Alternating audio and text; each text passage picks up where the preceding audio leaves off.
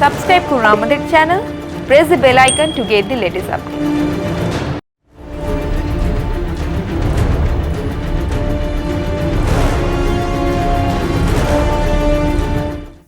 এক সপ্তাহ বাদেই কলকাতার পুরভোট।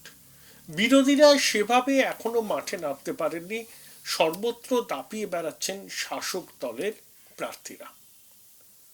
কর্পোরেশন ইলেকশনের ফলাফল কি হবে সেটা মোটের উপর সবাই জানে, কিন্তু অন্য কতগুলো আসপেক্ট এই পুরভোট নির্বাচনকে কেন্দ্র করে আমাদের সামনে চলে আসছে।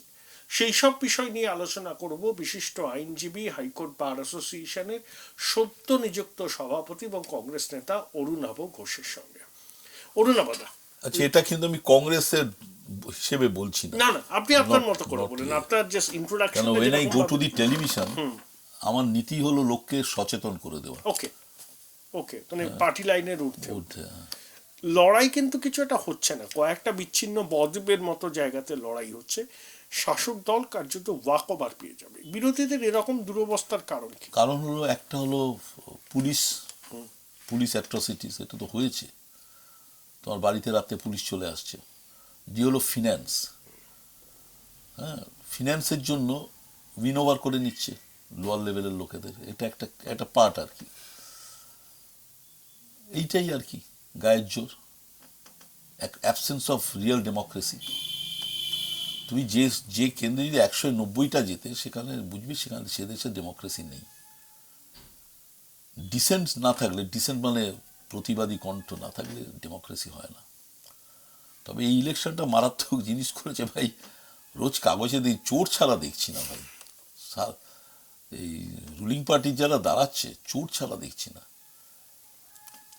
একজন নিজে দাঁড়িয়েছে, তার ছেলে মেয়ে, ছেলের 5 কোটি, ছেলের 5 কোটি, ওর 6টা বাড়ি, এর 6টা বাড়ি, ওর 20টা জমি, এর 20টা জমি, মানে 50-60 কোটি টাকা করে নিয়েছে। তাদের তো আমি মামলা করেছি তাদের, তখন তাদের কি অবস্থা ছিল দেখেছি তো। এর বউ, স্বামী দাঁড়ায়নি, বউ দাঁড়াচ্ছে। একজন ডাক্তার, তার বিরুদ্ধে ভয়ানক অভিযোগ উঠলো, সে রাজ্যসভার মেম্বার, টাকা তোলার। এক প্রমোটার অভিযোগ হ্যাঁ, করেছে। প্রমোটার একজন না, ওখানে সব প্রমোটার ওখানে যা যে অভিযোগ করেছে বন্ধ করে দিয়েছে, তার বউ। অভিযোগ ছিল উনি নাকি স্কোয়ার ফিটে টাকা নেন। হ্যাঁ, তাই তো। অভিযোগ মানে কে নয়, তোমার কোন এমএলএ নয় যেখানে সুযোগ আছে, কোন এমএলএ নয়। হ্যাঁ, এখানে সল্টলেকে বাড়ি কিনে ফেলছে, ভোটার দাঁড়াতে হবে। এ তো শুনছি এমএলএর ছেলে এখানে 1.5 কোটি 2 কোটি টাকা রোজগার দেখেছে, 18 লাখ। কিভাবে হয়েছে কেউ জানে না। তুমি একটা বলো না, অভিষেকের 86 না 66-68 লক্ষ টাকা বছর কোথা থেকে রোজগার করছে? সময় দিতে হবে। কেন মাননীয় মুখ্যমন্ত্রী পরিবারের যিনি তাই তো, নির্বাচনে 2.5 কোটি দাঁড়িয়েছেন, টাকা ক্যাশ সব মিলিয়ে কয়েক কোটি টাকার সম্পত্তি। আমি জমি, ক্যাশ বাড়ি, বললাম, ক্যাশ 2.5 কোটি আবার টাকা। সমাজসেবী তারা। সমাজসেবিকা তো করবেটা কি? মুখ্যমন্ত্রী করবেটা কি? আশেপাশে তাকে বেঁধে ফেলছে, হাত পা বাঁধা হয়ে যাচ্ছে। মুখ্যমন্ত্রীর ভাইদের নামে যা অভিযোগ। আর ওখানে আমি একটা মামলা করেছিলাম, তাদের অন্যকে পাঠিয়ে দিলাম, ওই যে বাস্তুহারাদের জমি নেওয়া, ল্যান্ডলেসদের, মুখ্যমন্ত্রীর বাড়ির পাশে পাশে, হাইকোর্টে আছে মামলা। করবেটা কি তুমি? পুলিশ তোমার পক্ষে, কি করবে? কে দাঁড়াবে গিয়ে? সিপিএম ভালো ভালো নতুন ছেলে দিয়েছে, কিন্তু তাদের অভিজ্ঞতা নেই, ওজনটা নেই, পয়সার ওজনটা বিশেষ করে বড়। পোস্টার কোথায়? পোস্টারের জন্য না, লোকে পৌঁছতেই পারবে না, ভোট হবে না। যে সেন্সে তুমি বলছো ভোট হবে না, ওই উদয়নের মতো ভোট হবে, 1,63,000 ভোট। অভিষেক তো বারবার করে বলছেন বাড়াবাড়ি করবেন না, সবাইকে ভোট দিতে দিন, তেমন হলে তার দল মানে থেকে কি বার দাঁড়ালো? করে দেওয়া হবে। তার মানে আগে কি? হয়েছিল, স্বীকার করে নি। তার মানে কি? অনুব্রত ক্ষমা চাইছে। 35% ভোটারকে ভোট দিতে না, দাঁড়াতেই দেয়নি। হ্যাঁ, সৌগত রায় ক্ষমা চেয়েছে। তাই কি করবে তুমি? আবার ক্ষমা চাইবে, পরে আবার ক্ষমা চাইবে। এক কাউন্সিলর 134 নম্বর ওয়ার্ডে আবারও প্রার্থী, তার 3.80 লাখ টাকা দামের গাড়ি। ও, দেখলাম গাড়িটা, মুসলিম ছেলে, সে ওই গাড়ি নিয়ে পুরসভায় ঢুকে যায়। এই লাজ লজ্জাটা চলে গেছে, বলছি না, লাজ লজ্জাটা চলে গেছে। করবেটা কি? তুমি সাংবাদিক আছো ভিকিরি, আমিও মোটামুটি আধা ভিকিরি। হ্যাঁ, লাজ লজ্জাটা সুখে আছি, শান্তিতে আছি। হ্যাঁ, সে তো আছে। আমি সবচেয়ে খারাপ লাগে মমতা ব্যানার্জির জন্য। অন্তত আঙুল তুলে তো কেউ বলবে না, আমাকেও বলবে না, আপনাকেও বলবে না চোর চোর। বলবে না। খারাপ লাগে মমতা ব্যানার্জির জন্য। তুই ভাবো, ওই অ্যাম্বিশনটা না থাকলে অবশ্য এটা করতে পারে না। সারা দিন পলিটিক্সে, রাত দিন কে কোথায় মাছ দিচ্ছে, কে কোথায় গালাগাল করছে, কে কোথায় আদানি আসবে, কে কোথায়, মানে এটা জীবনটা ভাবো, মানে শান্তিতে নেই। যে কোনো যখন তুমি উঁচু জায়গায় যাবে, শান্তিতে থাকতে গেলে বুদ্ধদেব ভট্টাচার্য হয়ে যেতে হবে, অথবা জ্যোতি বোস, ওপর ওপর সব কিছু যা হয়ে গেল। হ্যাঁ, মানে আমি চমকে যাচ্ছি, বাঙালিদের মধ্যে এত চোর ছিল আমার ধারণা ছিল না। কাউন্সিল এবার মানে আমি বললাম না, আমার স্ত্রী যখন আমি এমএলএ ছিলাম যেতাম, ওই ওই রাস্তায় আটকাতো, ওই কি বলে ওইগুলো, ওই টাকার জন্য, টাকায়। তো আমার বউ বলতো ওখানে দেখলেই চিনে যাচ্ছে, কি হলো দাদা, কি হলো দাদা, আমার ওর সিম্বল লাগানো থাকতো না। তা বললো তুমি পুরো টাকা দেবে। বলো কেন? বলো এমএলএ মান, দেখলেই ওটা সরাও, দেখলেই বলে চোর। 2001 সালের কথা বলছি, তখন আমরা অপোজিশনে। এই ঝাপটা পড়ে গেছে, লাইফস্টাইল পাল্টে গেছে। একটা এমএলএ কত 80,000 মাইনে পায়, 80,000 যে লাইফস্টাইল কি করে হয়? সবারই কি বড় বড় গাড়ি। হ্যাঁ, কাউন্সিলর বলছিল এই লজ্জাবোধটা চলে গেছে, লজ্জাবোধ। হ্যাঁ, একটা বালা পরে আসছে, দুটো বালা পরলে মহিলার হয়ে যাবে, একটা বড় বালা চেন, আবার বলে এটা আবার ওজন মারা থাকে, ওজন মারা বেশি ইয়ে থাকে, বাটখারার মতো বাঁধা থাকে, কার কত বেশি জোর। করবেটা কি, করবেটা কি? চার কলম লিখতে বলো, লিখতে পারবে না। হ্যাঁ, কোথায় যাবে? ইংরেজি লেখা তো সহজ, বাংলা লেখা আরো শক্ত। বাংলা লিখতে বলো, ইংরেজিতে লিখতে বলো, পারবে না।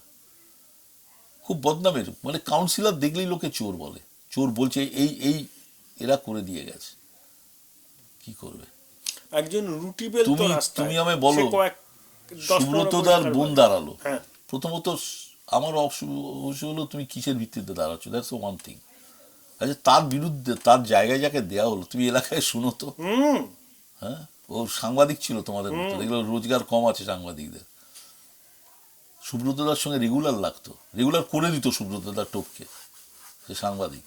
এলাকায় গিয়ে খবর নিও কি ছিল, কি হয়েছে। ববি হাকিম, কিসের থেকে এত রোজগার? দিনে 27,000 বলছে, আমরা তার চেয়ে বেশি রোজগার করি, 37,000 37,000। এখন কমে গেছে আমাদের, দিনে 37,000 কোথা থেকে, কিসের ভিত্তিতে রোজগার? কোন কারখানায় ইনভেস্ট করেছে, চাকরি করে? নয় মেয়ে নয় ছেলে, অরূপ বিশ্বাস একটা ঘরে ছিল যখন, আজ থেকে 2001-এ আগে, এখন 3 তলা বাড়ি। করবেটা কি? চোরের জায়গায় এখন কাউন্সিলর বলে, কাউন্সিলররা রাস্তায় দেখবে চোর চোর চেঁচাচ্ছে, কাউন্সিলর কাউন্সিলর চেঁচাচ্ছে, একদল লোক চেয়ে বুঝবে চোর আছে। খুব একটা স্বচ্ছ ভাবমূর্তি পেলাম না না, নেই, তালিকায়। লোক নেই। যে সাধারণ মানুষ, খেটে খাওয়া মানুষ, একটা দুটো হয়তো পেতে পারো, হ্যাঁ, সে 144টা 4টে পেলে। মানে তৃণমূলে হ্যাঁ, সেই বলছি, 4টে পেলে, নেই লোক। কি করে বলে যে আমাদের পয়সা নেই, আমরা সততার প্রতীক? সততা তো না, সততার প্রতীক মানে, প্রতীক সততার ডেঞ্জার হয়। একজন মমতার দেখবে তলায় যে সততার প্রতীক ছিল, ওরা তুলে দিয়েছে এই ইমেজটা, কারণ রিয়ালাইজ করছে যে যারা মারছে তারা চোর। আমার এখানে একটি ছেলে ইয়ে কলের মিস্ত্রি ছিল, সে হয়ে গেল কাউন্সিলর, এখানে তো ভোট হয়নি, সে বিরাট ফ্ল্যাট কিনে ফেলেছে।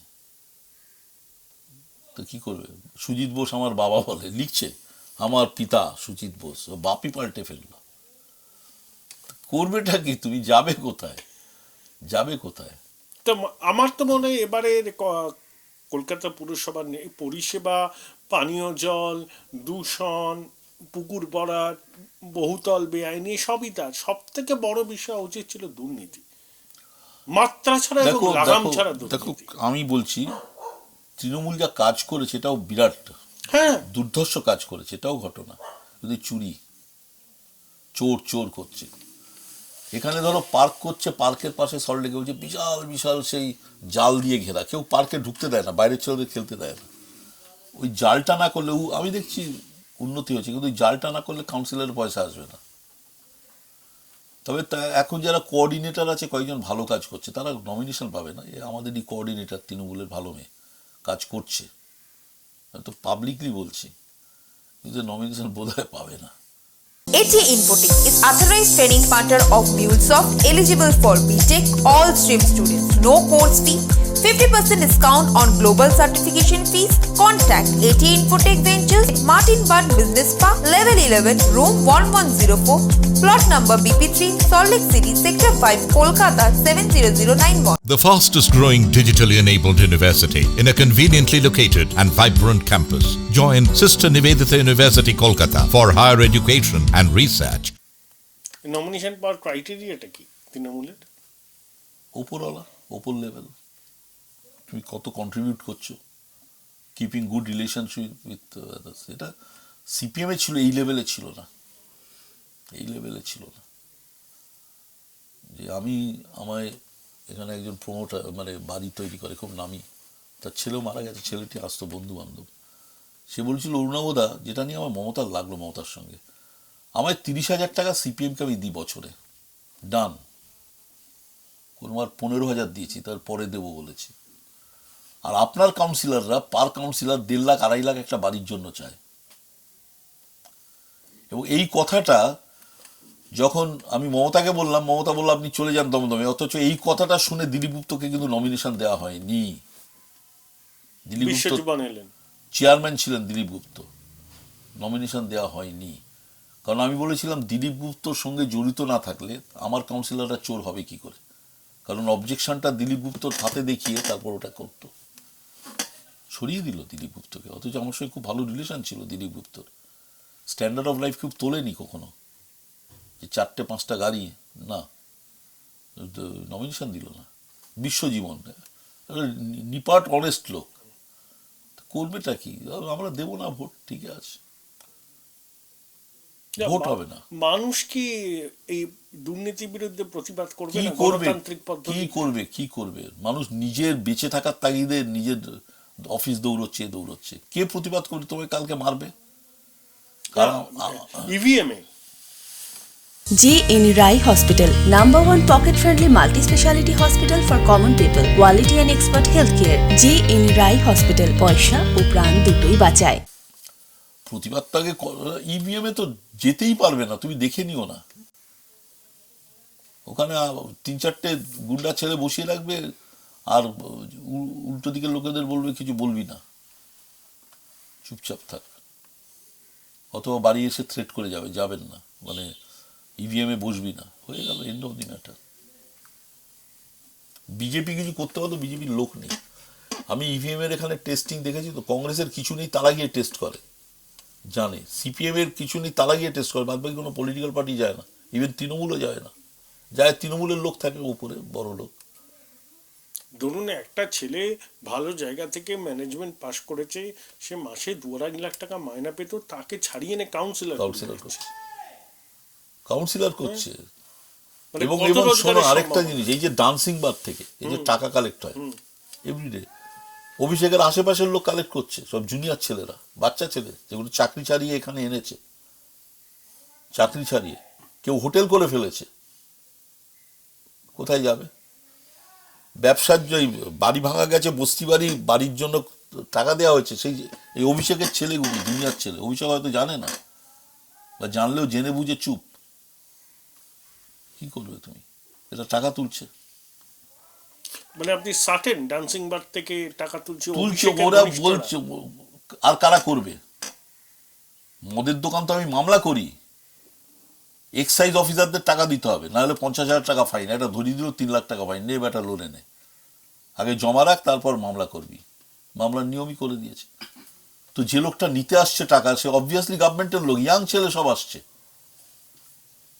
তো অভিষেককে আমি বলছি না, অভিষেক তো কন্ট্রোল করছে এই ছেলেগুলোকে, তার নাম করে সে নিচ্ছে না, তার নাম করে এই ছেলেগুলো তুলছে, লোক পাঠিয়ে তুলছে। ডান্সিং বার শুধু না, মদের দোকানেও।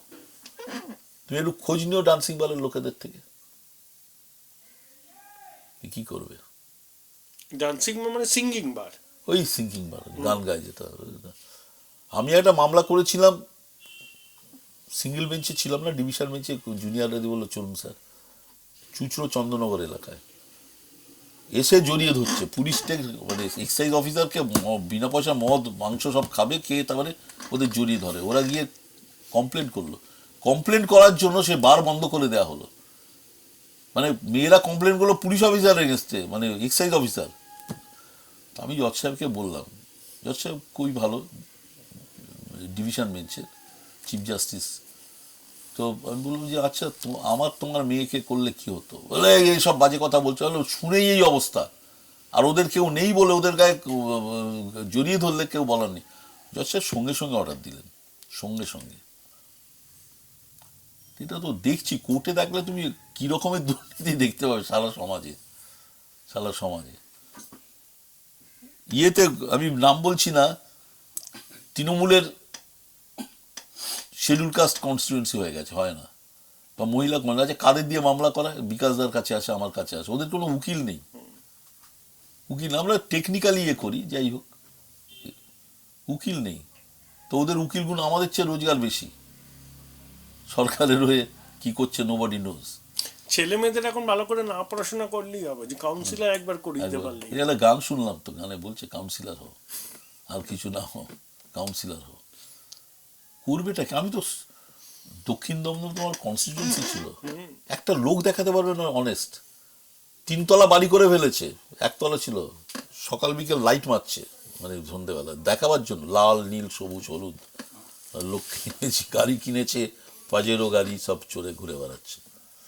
কম্পিটিশন, কে কত তুলেছে। ওখানে পাঁচুরাই হয়েছিল না, পাঁচুরে তো অথর্ব, সেটাও এক রকমের ডিসঅনেস্টি। আমি বলবো তুমি যদি ইন্টারভিউ না করো, আমি অনেস্ট, আমার ক্লার্কটা চোর, আমি দেখছি না। এবং বলে যে হাই রাইজ বিল্ডিং সুজিত বোসের কাছে চলে যান, 3 তলার পারমিশন সেটা 6 তলা করে দিয়েছে, বলো সুজিত বোসের কাছে চলে যান, ডেপুটি চেয়ারম্যান। পাঁচুরাই নিজে বলছে, পাঁচুরাই নিজে হয়তো কিছু করে না, কিন্তু তুমি যখন একটা দুর্নীতিগ্রস্ত পার্টির হেড হবে, তোমারও স্বার্থ আছে ক্ষমতাটা, কি করবে? তাহলে ওয়ান লাইনার নিয়ে কলকাতার পুরো ভোটের আগে আমার দর্শকদের কাছে আপনার কি বার্তা? বার্তা কিছু না, ভোট তো দিতে পারবেন না, আপনার ওই অন্য লোক ভোট দিয়ে যাবে, ছাপা পড়বে, বিরোধী পক্ষের যারা পাহারাদার তাদের মেরে তাড়িয়ে দেবে, যা অবধারিত তাই হবে।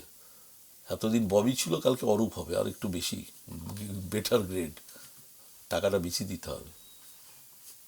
তুমি বলো না আমি এখানের সল্টলেকের ট্যাক্স কম, এটা আমি মামলা করেছিলাম, আমি মামলা করিনি, আমি মামলাটা করেছিলাম ওয়েলফেয়ার, এখানে সল্টলেক ওয়েলফেয়ার তারা করেছিল, কি লড়াই করতো। আজকে সেইটা মানে ভুল করে গভর্নমেন্ট একটা বাজে পদ্ধতিতে করছিল, লেফট ফ্রন্ট, এটা জিতেছি, চলছে। আজকে 17 লক্ষ টাকা দিয়ে রাস্তা দিয়ে দিয়েছে প্রাইভেট কন্ট্রাক্টরকে, বড় রাস্তা যাদের বাড়িঘর আছে তার গাড়ির সামনে দাঁড়ালো, গাড়িতে টাকা দিতে হবে। আমার বাড়ির সামনে আমার গাড়ি রাখবো, টাকা দিতে হবে। একদানে প্রথম পক্ষে 17 লক্ষ টাকা নিয়েছে। কে নিচ্ছে না নিচ্ছে, মামলা হলো হাইকোর্টে, একদল মামলা করলো বাড়ি দিয়ে, ওনার দুদিকেই তৃণমূল, আমায় তো নিয়ে গেছে লোকাল লোক, বলছে আপনি সুজিত বোসের ওই মামলা করছেন। সুজিত বোস তো যাই না, এটা তো অন্য লোক। ওই টাকা নিয়ে গেছে, হিসাব দিচ্ছে না, দেবো না, জিতিয়েছে জজ সাহেব। Very bad days for Bengal. মানে আমি বাঙালিদের, এই সোমনাথ চ্যাটার্জির কথাটা এখন মনে পড়ে বারে বারে, যে বাঙালিদের অধঃপতন দেখিনি, অধঃপতন দেখিনি, এই অধঃপতন। Thank you. আমরা এতক্ষণ ধরে কথা বলছিলাম বিশিষ্ট আইনজীবী অরুণাভ ঘোষের সঙ্গে।